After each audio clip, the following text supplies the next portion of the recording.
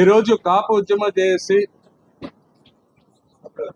గత 5 సంవత్సరాలు ఎంత కష్టపడ్డాదో మీ అందరికీ తెలుసు. 2017 నుంచి 2019 వరకు ఆనాడు వాళ్ళ కృషి, వాళ్ళ శ్రమ యావత్ రాష్ట్ర ప్రభుత్వాలకే తెలుసు. జాతీయ లెవెల్లో ఒక పోరాటానికి గుర్తింపు వచ్చింది కాపు జేఏసీ పోరాటం, ముద్రగడ పద్మనాభం గారి నాయకత్వంలో చేసిన పోరాటం. నిరంతరం మా వ్యాపారాలని పాడు చేసుకుని, మా సొంత అంశాలని పక్కన పెట్టి, జైలుకి వెళ్ళాల్సిన వాళ్ళు జైలుకి వెళ్ళి, పోలీస్ స్టేషన్లో పడికాపులు కావాల్సిన వాళ్ళు పోలీస్ స్టేషన్లో పడికాపులు కాసి, ఎంతో శ్రమించి, మరి కొంతమంది అయితే వాళ్ళ సొంత వాళ్ళు కూడా ఆ రోజు పోగొట్టుకున్నారు. అంత చిత్తశుద్ధితో మేము పోరాడాం. ఎందువల్ల అంత చిత్తశుద్ధితో పోరాడామంటే, మా జాతిలో ఉన్న సమస్యలు రాబోయే కాలానికి ఎలాంటి భవిష్యత్తు మనం వాళ్ళకి ఇస్తున్నాం అనేది వెనక్కి తిరిగి చూస్తే బాధేసేది. అన్ని రకాల క్వాలిటీస్ ఉంచుకొని చదువుకుంటానికి కూడా ఇబ్బంది కలుగుతున్న ఆ కుటుంబాలను చూసి, ఏ ఆర్థిక సమస్యలు, మరి ఈరోజు ఏ రకమైన ప్రభుత్వం భరోసా లేదు కాబట్టి బీసీలో చేరిస్తే ఆ బీసీ తాలూకా అన్ని అనుభవం, ఒక ఫెసిలిటీస్ మా భావితరాలకు వస్తాయి. ఈరోజు మా లక్ష్యం ఒకటే, మేము చేసిన పోరాటానికి 80% మేము సక్సెస్ అయ్యాం. ఆనాటి ప్రభుత్వం దీన్ని అసెంబ్లీలో ఆమోదించి కేంద్రానికి పంపిస్తాం జరిగింది. కేంద్రం ఇప్పుడు స్టేట్కి ఇచ్చేసింది అంటారు. ఏదో ఒకటి లిఖితపూర్వకంగా మాకు తెలియపరచాలి. ఇది కేంద్రం ఆ రోజు పంపించేసింది కాబట్టి కేంద్రం దగ్గర ఉందా, కేంద్రమే చేయాలా, లేకపోతే ఇది రాష్ట్ర ప్రభుత్వాలకి ఫలానా జీవో ఇచ్చాం కాబట్టి దాని ప్రకారం రాష్ట్ర ప్రభుత్వం చేస్తే ఏదన్నా లిఖితపూర్వకంగా ఏమని కోరుతున్నాం.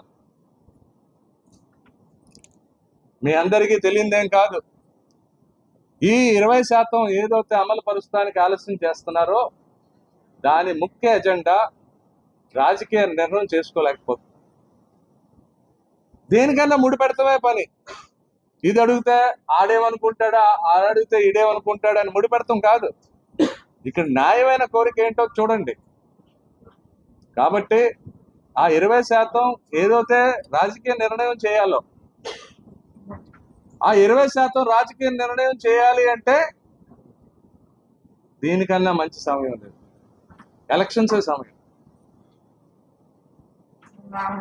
కాబట్టి ఈ ఎలక్షన్ సమయంలో మా ఓట్లు అధిక సంఖ్యలో ఉన్న మా ఓట్లు మీకు కావాలి కాబట్టి మా జాతికి ఉన్న ఇబ్బందుల్ని మీరు గుర్తించాల్సిందిగా కోరుతున్నాము. మా జాతికి ఉన్న ఇబ్బందిని మీరు గుర్తించి తక్షణమే దాన్ని అమలు పరుస్తానికి మీ కోల్డ్ స్టోరేజ్లోంచి మరి ముఖ్యంగా కేంద్ర ప్రభుత్వాన్ని మేము అడుగుతున్నాం. ఇవాళ అందరికీ కేంద్ర ప్రభుత్వం కావాల్సి వస్తుంది, మాకు కేంద్ర ప్రభుత్వం కావాలి. కానీ మా సమస్యల్ని కోల్డ్ స్టోరేజ్ నుంచి బయటికి తీయండి, దాని మీద ఒక నిర్ణయం చేయండి. అలాగే మా కొత్త డిమాండ్ కూడా పెడుతున్నాం.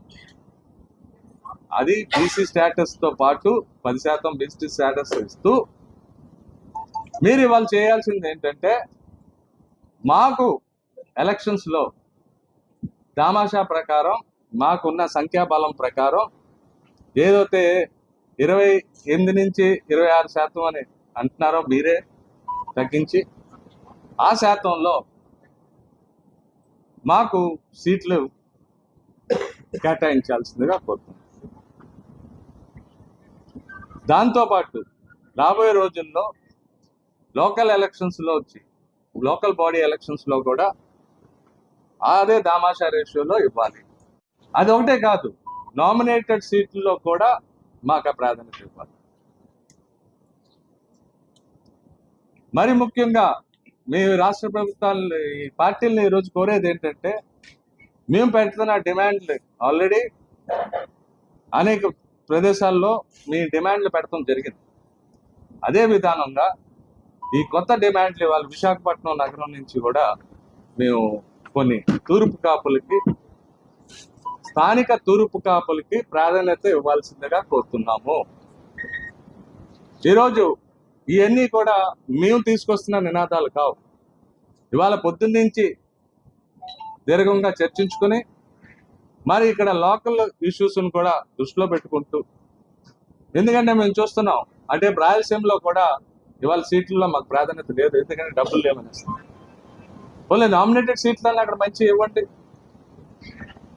సో అలాగా ఈ దామాషా రేషియోలో ఇచ్చే విధానంగా మా డిమాండ్లని ఏవైతే విజయవాడలో పొందుపరిచామో వాటితో పాటు ఈ డిమాండ్లు కూడా తీసుకుని చేసేటట్టు, ఈ డిమాండ్లు ఒప్పుకున్నట్టయితే రాబోయే రోజుల్లో కాపు చేసి పాత్ర మీకు అవసరం అనుకుంటే, కాపు చేసిని గౌరవించుకుంటే,